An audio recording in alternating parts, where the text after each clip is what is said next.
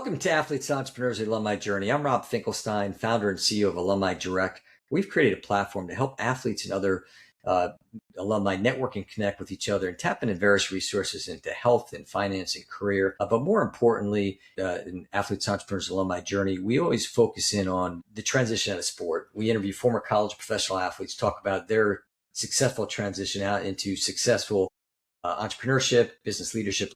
And it's all about teaching inspire athletes that there is life after sports. So excited today to have Billy Thompson Sr. How you doing, Billy? Hey, I'm good, Rob. Good to be on the show, man. Yeah, it's great to have you. Billy played basketball at Louisville. Ultimately, was a Hall of Famer at Louisville, and then went on to play in the NBA. And he played for the Lakers back in the glory days with Magic Johnson and Kareem.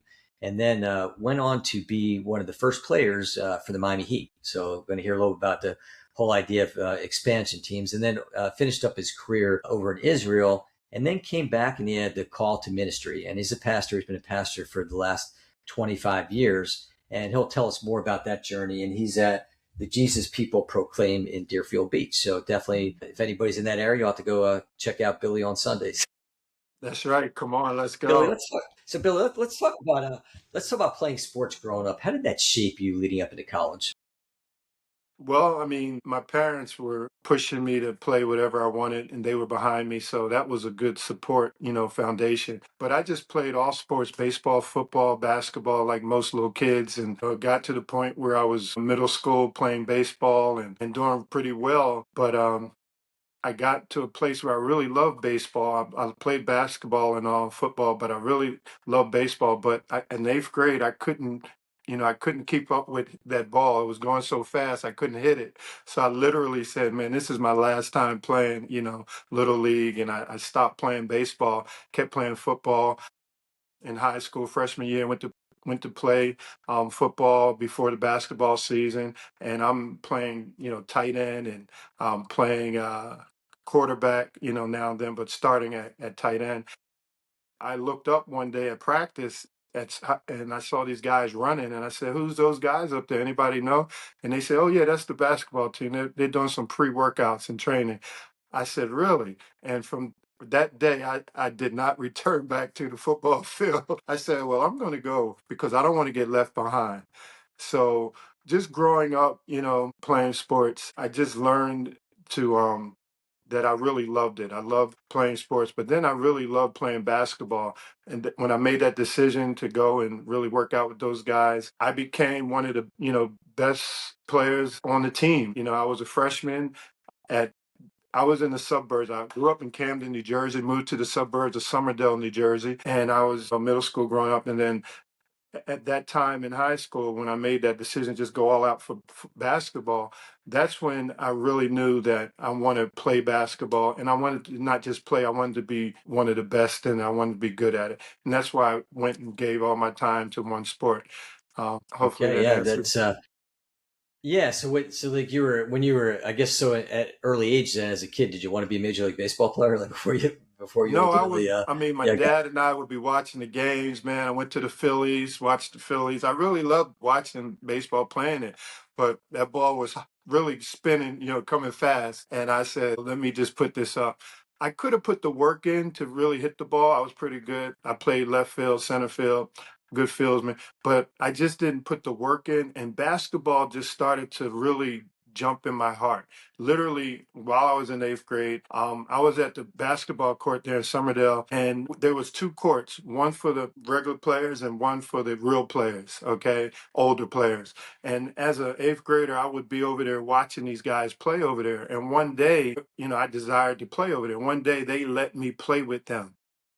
They invited me to play, and I'm in eighth grade. And these are guys that were high schoolers, college players, and they let me play, and I got beat up a little bit, but they saw that I really can make it, I can handle it, so they let me continue to play with them. So from eighth grade, that's when I really started to really fall in love with basketball, and so I paid my dues early. yeah, no, and that's a good learning lesson right there, right? As you're just playing with the older kids like that, just helping to shape your game. But when you were at Louisville, was there any classes or workshops related to athletes transitioning out of sport? No, there weren't any. And I wasn't, yeah, I didn't take any. There wasn't any that I knew of. There may have been. Got it. Okay. And then now we always like to talk about networking, connecting, and especially the importance of doing it while you're still playing the game. Talk a little bit about that. Yeah, I mean, I'm in touch with some of the guys that I played with in high school, college, NBA, and it's great to stay connected. I mean, that's the group of people that God kind of put in your life to be in your life, and you build relationships. And it's important to continue to keep relationships because everything moves through relationship. So through relationships, you have the opportunity for business to partner and go into business with different people and just continue to learn. Be open to, have the opportunity to be open to other areas of business that some of your friends are in. And that gives you an easier road into those businesses because you have relationship with them and they tend to open the doors or even partner with you. And I've done some partnerships with some of my friends, but mostly just the relationship for ministry. I went into ministry after I finished playing professionally, and a lot of the guys don't necessarily like to see me when I come around because it's not just business. It's always the other side of business, which is how are you living? How are you treating your wife? How are you doing the business? Are you keeping it ethical? Are you doing it legit? You know, and so I would be in the middle of both. I would do business or talk business, but then what about your personal life? And that's what I really highlight. That's my business, the business of working with people, educating people on the things of God, and really just mentoring people. And a lot of people need that. A lot of business people, a lot of my friends, they're doing business, but their lives are broken, their marriages are broken, they're estranged from their children. I spoke recently to about 50 businessmen, and I asked the question, how many of you really need some support or help with your children because you're kind of apart? And there's about 40 something guys in there, very successful businessmen. And I would say about 30 of them raised their hands. And it really Wow. shocked me, about 30 of them. And so that's where I come in to really help people who are in business to handle the other side of business. Yeah, no, that's so important, and I think you brought up some good points. I mean, I think the key to networking, obviously, is like you said, the relationships, and a lot of them are formed even when your kids are in high school. I mean, you've got your teammates, you got their parents, you got coaches. I mean, I always talk about my approach always with networking and connecting is always about paying it forward and helping people. And I think if you take that helping spirit, and then I've talked to agents who have said that some of the downfall with some of the players is that they kind of got their nose to the grindstone, which is understandable, obviously, but Hmm. they don't take that time to build those relationships. So when they are done with their playing days, then all of a sudden they're kind of expecting like, hey, I'm going to get this 6-figure sales job or whatever it might be, and then they don't. It's just because they haven't developed those relationships that they might have been able to develop like while they were still in college or prior to that. Yeah, that's true. I mean, I had an opportunity to go in business with some friends, asked to be a color, color coordinator for the Miami Heat to do games and all. I had those options, those opportunities because of relationship. And that's what relationship does. So it does open doors for you to go into business.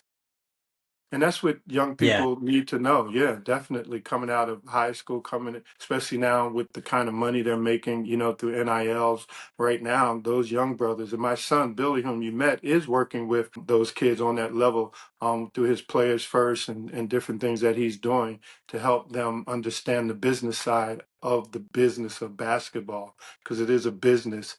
And he's really working with the football players also in that and helping them see the financial side and moving and be thinking about that. So he's really doing a great work on that. Let's talk about networking across different sports and kind of Mhm. your perspective, both from a college time as well as a professional athlete, and working with other baseball players, football players, hockey players, etc. Yeah, I mean, it's all about relationship and the individual player because you're not really, it's your personality. If you're outgoing and you're connecting with other players in other sports through whatever relationship you have, that's the opportunity to do investments together. So it really comes down to the individual. Like I said, I knew some players that were professional tennis players, track stars. So I was able to do business if I wanted to with them as friends. So that's really going to come down to the individual person. You may not be an outgoing person and you just stick into with your friends in basketball or baseball, whatever sport that you're in. But that's how I see it. Because it's out of relationship, yeah, but of course, even if you don't have relationship, because of your name, if you are a successful athlete in any sport, anyone would want to partner with you and do some business with you, which I've done also with some foundations. A friend of mine has a foundation that he's a baseball player, professional baseball player, played here and for the Marlins and did some things with him. That's business, but in the foundational area, nonprofit, because we met and we became friends and hey, let's do this. Yeah, because I always say it's kind of like the athlete DNA. I mean, all of us grew up playing sports, and it might have been different sports. It's still the same kind of the leadership, the preparation, the practice. It's just a different sport that you're doing. So I think True. there's a lot in common in there. So when, especially when you're not playing anymore, just to be able to come together. I always do. I do like a networking event for my podcast guests, and it's just Hmm. kind of cool to see having. Might have some NBA players, Major League Baseball. I might have some soccer players, some swimmers, Olympians, but to see these athletes coming together and kind of rolling up their sleeves and saying, how can we help each other with our business? It's kind of like that affinity relationship with your college. Yeah, that's good. Yeah. So, but that's a good segue into talking about alumni engagement. So, obviously, at Alumni Direct, that's something that's pretty important to us. Talk about when you were at Louisville, were they bringing back alumni athletes to not just for like the golf tournaments or the homecoming, but to kind of work with the I've always had invitation. Yeah, they would reach out to the players to come back and talk with the players, come to some practices, different things like that. Maybe some community events. They have those. They offer it to the players. I'm not in Kentucky and Louisville, so I'm not able to do all the local ones, the community ones that they've had, and I've gotten invites to. But I made my effort, the effort to get back and fly into some games, see the guys this year. I went in to see Kelsey last year, the new coach there, and talked to the guys, went through practice and things like that. I did that with Kenny Payne all the way back, all the coaches that were there. I flew in and spent time with the players and did a few outreach in the community, a few outreaches. So the opportunity is there at Louisville.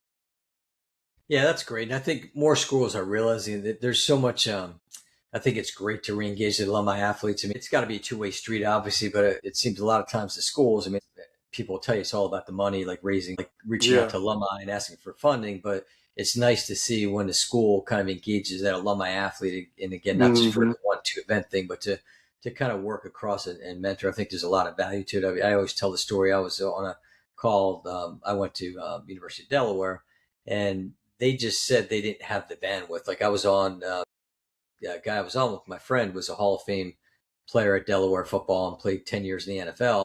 And he's like, hey, got me in. I want to come back and help. And they just didn't reach out. Wow. But I mean, I guess every school is different from that perspective. And you're right, they're missing the opportunities, right, to bring this person who's reached a stardom or a lot of notoriety and bring that into the community and help continue to build the community. So that's what I do now through the Billy Thompson Foundation with my son Billy and my wife. And we just really work with educating young kids how to read, especially boys. Young boys don't like to read, but we have, reading programs, education programs, summer programs, um, just really to educate the kids. And this financial thing is really blowing up, really teaching young kids about finances. Billy's doing that. He created an app, my son, on how they can manage their finances. And so he's introducing that. And we're going to be using that through the foundation, the Billy Thompson Foundation, to help young kids, boys and girls, learn how to deal with finances at an early age. That's great. That's so important. I think that's one of when you talk about NIL, name, image, likeness. I think that's Yes, the real challenges that people aren't realizing. Like, hey, guess what? You're gonna have to pay taxes. Start an LLC. You're becoming an entrepreneur at a young yeah, age. The NIL, and but there's the lack of education there. exactly. And they haven't had that kind of money before. No one really taught them. So that's a big situation now. I've been blessed by the city of Miami to build a basketball court in my name in Liberty City, which is now Liberty Square in Miami. Billy, and we also are going to do a mentorship program. And that's one of the things that we're going to be introducing to the young boys. It's all young men. We're going to introduce that financial piece that Billy's come up with. That's great. That's so important. So we joked around pre-show. I said, "Here comes the question." So we're gonna play a little Back to the Future. So we're gonna hop Oh in the boy. DeLorean, and we're gonna go back to freshman year at Louisville. 10 words or less. What advice would you give to freshman Billy? I would tell freshman Billy to keep his head in the game, in the classroom, and don't think too highly of yourself. Stay grounded. That's good. It's funny, Billy. When I ask that question, sometimes like you just nailed it because you were like just matter of fact. But sometimes it's like either people are stunned by it or like, okay, they're starting to go 1, 2, 3, 4. Yeah. Am I at 10 yet? Am I at 7? Oh, the countdown. Yeah. So now fast forward to senior Billy. What advice would you give to him? Yeah, learn what you're going into. When I got drafted by the Lakers, you just want to learn what you're going into. And I could have did a better research on where I'm going. I mean, I'm going with Magic Johnson, Kareem Abdul-Jabbar, all of that. I mean, that speaks for themselves, but just to understand the next level of business, the business side of the NBA, and what's really expected. Yeah. That's good. All right. So let's talk about the transition out of sport. Now, for you, you basically had two transitions because you would have the transition from like college to pro ball and then ultimately, I guess technically NBA to Israel. But let's focus on when you were done with college. Let's talk about that transition, and then we'll circle back and talk about your transition once you were done playing. I mean, from college to NBA, was it just a transition of professionally just getting in shape, moving faster? I realized in first training camp, I got to run faster. I got to do everything quicker, and that was the thing with the next level of playing there. I had to do it quicker, and I couldn't make a mistake. Literally, I mean, if you made a mistake, Magic's going to raise his eyebrow. He's gonna be like, "Hey, come on!" Like if he threw you the ball and you kind of fumbled it, he's gonna look at you. And the next time, if you fumble it, you're on the bench. You just sitting down. Don't even worry about it. That's how precise it was. The Lakers. And then just looking at business, like we're talking about, I'm taking advantage of business opportunities and really being a part of that, which a lot of players are doing now. It's changed since then. That was back in the day, but a lot of guys are really doing a lot. Some of them, like LeBron started, really got out there and took his future in his own hands with his guy to be his representative and things like that that he grew up with. And so that's some of the advice I get. And then going from pro to business, your next. I was called to my next. I didn't just become a pastor. I heard a call from God. I had different pastors as I would go to churches. They would say, "Hey, would you like to join us and be on staff at our church?" So I had three different pastors say that to me while I was in my last year with the Miami Heat in 91. And so I'm playing and I'm feeling this call to ministry. And that's why even my last year I wasn't really on the court because this shift was taking place. I was being called to another court, and so to his court. And so it's from the basketball court to his court. I'm working on a book right now to tell my story about all of this. But that was it. You look for your next, and I was called into my next. And other guys, if you're not called to ministry, definitely I can tell you while you're playing, and if you haven't, most guys are doing that. They're setting up themselves for their next business, what they're going to go into. Yeah, I'm sure playing alongside a lot of people, you probably see a lot of these athletes just struggle. It sounds like your transition was fairly smooth because you kind of had the calling and it was just like a directive where it was something that you ultimately that you wanted to do Hmm. versus like sometimes I think you'll see some of these players, they kind of lose their identity in the sport. I'm Billy the basketball player, not Billy the person that's been around for a long time, or Rob the runner, or Yeah, Susan the swimmer. And so we do see a lot of challenges with yeah. the It's not a sport. A lot of guys go into depression too after Yeah. playing professionally, and they're not, able to make that transition. They go into depression, and there's a lot of needs in that to encourage brothers, sisters. So maybe give some words of advice to athletes as they're coming up on the transition out of sport, whether it be because it's time to retire, whether it be unfortunately because he was kind of taken away from injury or just not being good enough to make that next level. Give some advice to them. I mean, you always have you're somebody, and if you're alive, then you have the ability. God knows He's allowed you to be alive, that you have the ability to do something, and there are people there that are waiting for you to show up. You'll be surprised when you start knocking on doors, how many doors will open for you, and in the field that you feel that you want to go into, and that's what it's all about. Your treasure is where your heart is, and people are looking for people who want to put their heart into what they're doing. And any leader, it's like me. I can go to the court right now, basketball court, outside, indoor, it doesn't matter. And for 5 minutes, I can watch everyone play, and I can point out where every one of those players are. I can say, he's this good, he's better, he's good at this and that in 5 minutes. So it is when you go knock on doors, to the doors that you really have in your heart to work at in that field, those guys will notice that you may not have all the ability or skills, but you have the heart. And that's the number one thing, because where your heart is, the Bible says where your heart is, your treasure is there also. And they're going to recognize, hey, this guy, he's going to be all in. If I get somebody that's all in, I'll train them, man. I got a winner. I got a team player, somebody who's out for the team. And that's what this is all about. Life is about that. And people who are successful, they're looking for team players. They're looking for people who will excel and do the best that they can do and be the best that they can be. Pat Riley, when I was with the Lakers, would always say, to all of us, and especially me, it seemed, but he'd say, listen, I need your personal best. When we'd go over the films of who we're sticking, the players that I'm sticking, every player, he says, I need you to just play your personal best against these guys in the game. That's all. I don't need anything else. And if I played my personal best, then the team would do better. And that's what these employers, they're all looking for somebody whose heart is in it and who will be willing to learn and go to the next level. So that's my advice. That's great. No, I mean, I love the part about the heart. Follow your heart and just Mhm. be intentional about that. That's great. So when you got done, you went over to Israel and played there for a while, and so talk about your journey as far as going into ministry and your calling. Yeah, man. Listen, Rob, first year playoffs with the Lakers, the first game in the playoffs, my first year, I hurt my knee.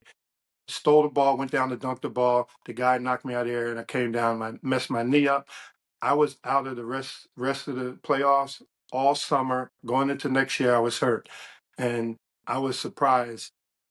I thought my career was over, and I I was about to not even become a Christian anymore. I was just going to forget everything because I was upset. I thought it was over. But I got a call from the Miami Heat 2 weeks after I said, I'm not even going to be a Christian anymore. After working out with the Lakers 2 days a week, trying to get back in shape, I was my career was over.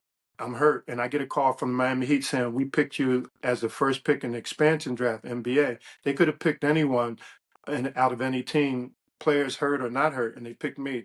I believe that was a sign for me that God was opening another opportunity for me. And he did. And I went to Miami, played 3 years. And after that, I went over to Israel to play. Actually, let me tell you the story real quick. I know time's up. Finished with the Miami Heat. I felt the call to ministry. I went in ministry for 1 year. Then a prophet came and said, God is not done with you in basketball. So I called my agent and went back to play. I went into the CBA to get in shape, made the All-Star team, and got hurt in the All-Star game. And I get a call right after the All-Star game from the Washington Bullets. Hey, we want you to come on. And I was hurt, so I couldn't go. And then it took several months. It got better. Then my agent called And he started saying, listen, there's a team in Israel that wants you. I said, Israel, do they even play ball in Israel? Keep looking, man. So he called me back 2 days later. He said, it's another team. I said, where? He said, in Israel, in Tel Aviv. So it started up in the north near the Galil and then down in Tel Aviv. And he said, Milt Wagner, who played with me in Camden, Louisville, and the Lakers, he was on that team in Tel Aviv. I said, well, that's interesting. Keep looking. He called me back and a day later said, there's a team in Israel and they want you to come. And I said, where? He said, in Jerusalem. So when he said Jerusalem, everything changed. I was thinking of not basketball, but I was thinking of the Holy Land, the place of the birth of the Bible and all this. And I told my wife, I said, honey, it's in Jerusalem. She said, Jerusalem? Wow. And all of a sudden, we were like, let's go. And this team was picked to finish like next to last. Hapoel Yerushalayim in Jerusalem. And it's crazy because that year, in the middle of the year, we were in second place, only behind Maccabi Tel Aviv. Later that year, we beat Maccabi Tel Aviv for the championship. And we beat them 2 years in a row. So God did some wonderful things in Israel, in Jerusalem. And so I was able to win a championship in high school, at college, NBA, and even overseas with Hapoel Yerushalayim. That's great getting all the championships. It's kind of like getting the what are they like in golf, right? Where you have all that you get to win the the Dreams, PGA, yeah.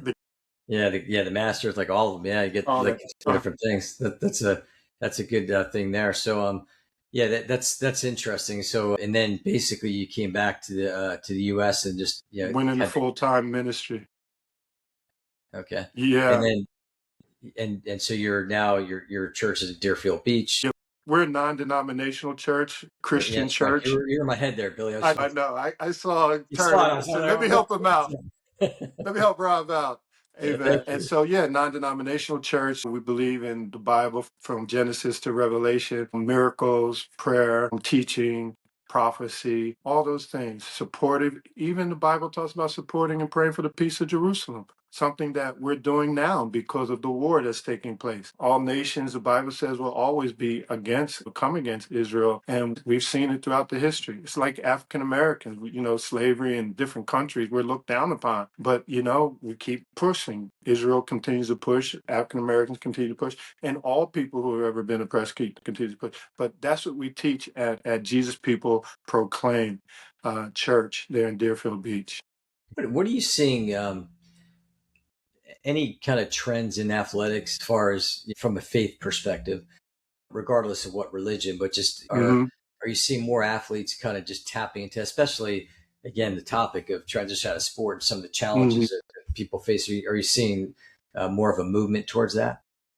Over the years, I've always seen it's always a movement towards faith. I believe it's more so now. People are starting to think about faith, whichever God that is. But because of the times that we're living in, people are realizing man doesn't have all the answers. We think we thought we knew the answer for this or that, but we're really not all that perfect at all. And then we need help from a higher power. And so I do see more celebrities and more people, period, thinking on a greater source of help, of support other than ourselves. And so I am seeing more of that. That's great. So, how can people find you? Well, I am Billy Thompson on IG, JP Proclaim. JPProclaim.org is the church's website. They can find me there. And yeah. All right, and they definitely like that. You got to go out there on Sundays, and you could find us at Alumni Direct. The podcast, Athletes and Entrepreneurs Alumni Journey, is on our YouTube channel as well as across the different podcast networks, Spotify, Apple. And each week we interview former and college professional athletes, and we want to make an impact. Transition out of sports became very difficult. I mean, to the point of you've heard a lot of sad stories lately to the Yeah. extreme.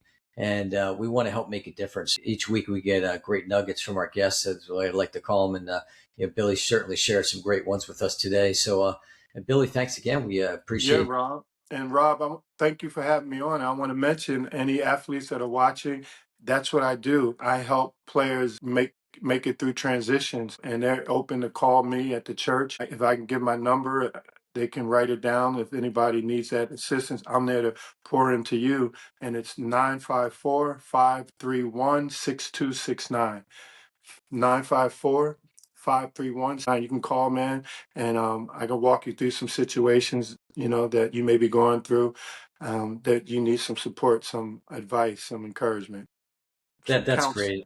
Yeah, Yeah, and I think that's the key. I mean, just the message is just you're not in it alone. There's people out there like yeah. Billy that want to help, and just reach out for help. And just you got a long life ahead of you, and we want to be a part of that. Thanks again, everybody, for another episode of Athletes and Entrepreneurs, the Alumni Journey.